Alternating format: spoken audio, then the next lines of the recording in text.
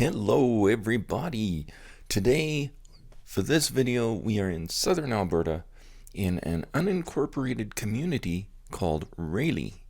This is the oldest standing grain elevator in Alberta and is loved by many photographers for its stubbornness against the elements. This former Alberta Pacific elevator was constructed not long after the railway came here in 1900 from Stirling to Cardston. This was constructed in 1909.